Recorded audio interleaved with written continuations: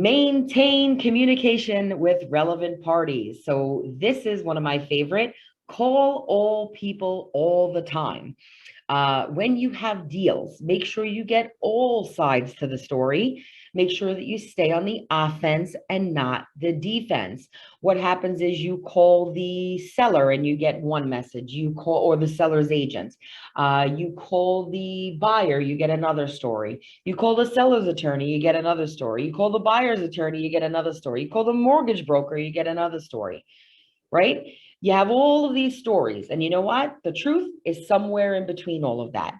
You could call the buyer and say, yeah, everything is great. And then you can call the mortgage broker and they can say, well, there's an issue. We have to do this and that. Perhaps the buyer's attorney doesn't know, or there's so many things can happen. So you need to stay in touch with everyone. Don't just get an accepted offer or end or a contract and then fall asleep.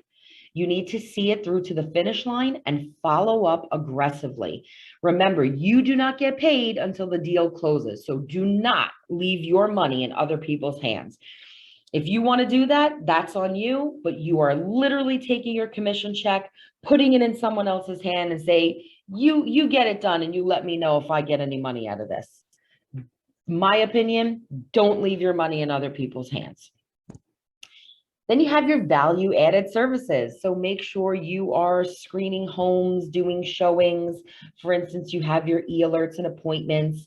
You have your guidance and negotiation. You can do CMAs. You have your market knowledge, right? This is all the value pieces of your business. What can you do for the buyer?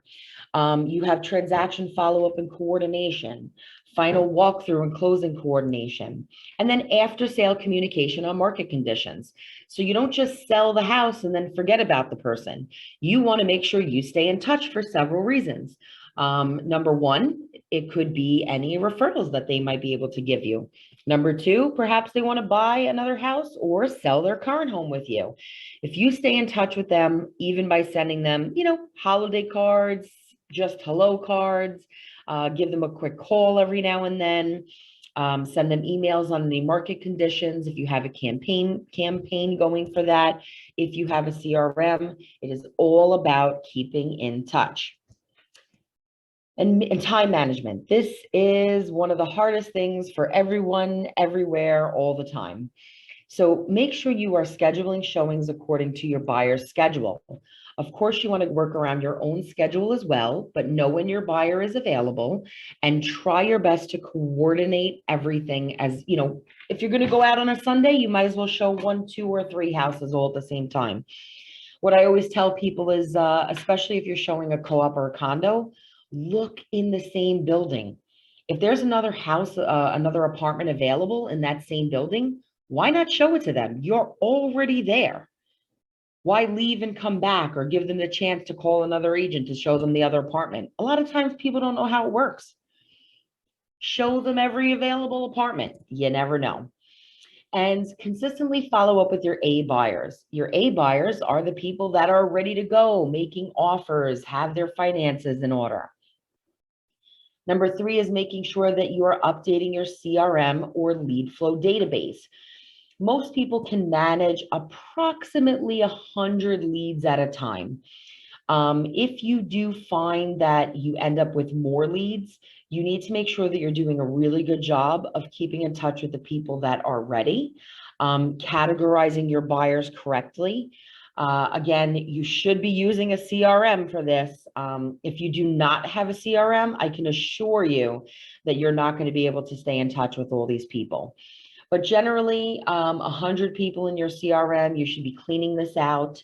If you use vendors like Zillow, for instance, you should always make sure that you have your notes and your statuses are always up to date. And lastly, you should be obtaining new business consistently. So part of your schedule every week is always going to be lead generation. That is one of the biggest pieces of real estate. Without leads, your business is dead. Whether it is buyer leads or seller leads, you still need to be in touch with people because that is who is going to be buying and selling real estate.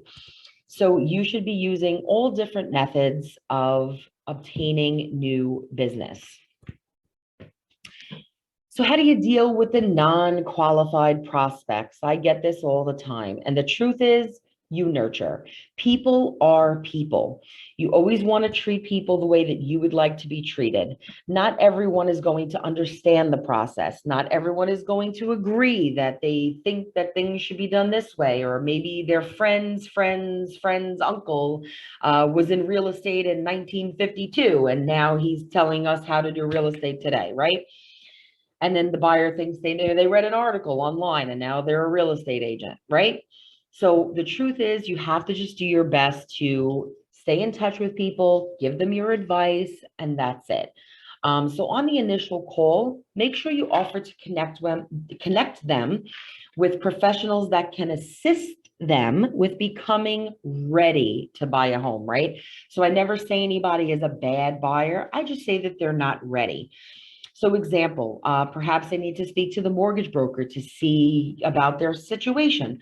Oh, well, I was thinking about refining my current home and then buying and then selling, right? There's so many options. Or I have a really low credit score. What can I do? Oh, well, let me connect you with the credit repair specialist that can help you get your credit up. And then you can speak to the mortgage broker. There's so many products out there and different things that people can do. People will be surprised that they can actually afford to buy a house. They don't need a standard 20% depending on what they're buying and where they're buying.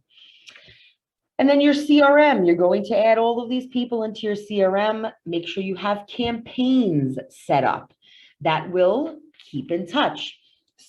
So it doesn't mean that you have to actually sit there and call them and email them and text them every day.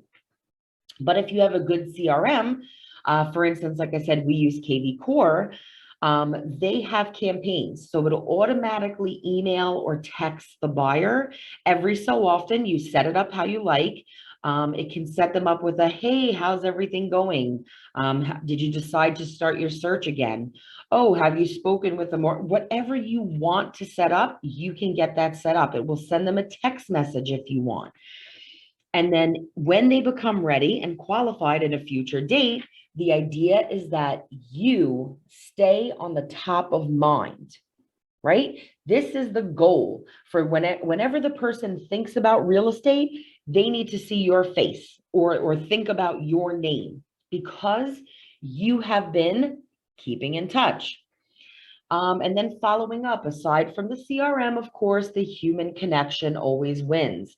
You should periodically call your entire database to check in with them. So it doesn't have to be, every week or even every month, even if every 3 months you call people or every 6 months. Obviously, the more often you get in touch with people, the better chances you have, but there should be some human connection. And then conversion. So by staying in touch with everyone, you become the person that comes to mind when they think about real estate. And this will lead them to reaching out to you when it comes time to buy. So your buyer scripts and talking points. So what should this sound like? On your initial call, this should be under 2 minutes because usually the buyer's calling in for an appointment and they expect immediate gratification. If you shoot them down on the first call, you're going to lose that buyer forever, right? You might as well just flush them down the toilet because if you say they're going to call in about 123 Main Street and you go, oh yeah, 123 Main Street, forget about it. It's in contract. They got 97 offers. Right? You're killing their dreams right off the bat. That's it. Done. Over. That person is never calling you back again. But if you ask the questions and then you call them back, you have a better shot of keeping them in your ecosystem and as a buyer. So the first call should sound like this. When do you want to see the property? Is there anything else that you'd like to see? And what did you love about this home? So when would you like to see the property is going to give them the illusion, but also the possibility that they can see the property that they want to see. Don't be scared if it's in contract or it's off the market or whatever the case may be, because the second question, is there anything else you'd like to see, is the possibility for you to get another property that could potentially be on the market and you can make an appointment for. You can also look up any other potential properties that might work for that buyer. And when you call them back to either confirm or tell them that it's not available, you can come with other options. This is all giving you the advantage because you're not just shooting them down. It's not a negative conversation. It's turning more into a positive conversation. And then the last question is, what did you love about this home? That's going to be open-ended for you to find out more about the buyer, right? It's very open-ended. There could be plenty of reasons why they like the home, the transportation, the neighborhood, the style, the kitchen, the this, the that. It doesn't matter. It's a very, very open-ended question that gives you the ability to gauge their motivation. Okay, because motivation is the key. If a person is not motivated to buy a home, they could have $10 million in the bank and it wouldn't matter because they're not going to buy a house.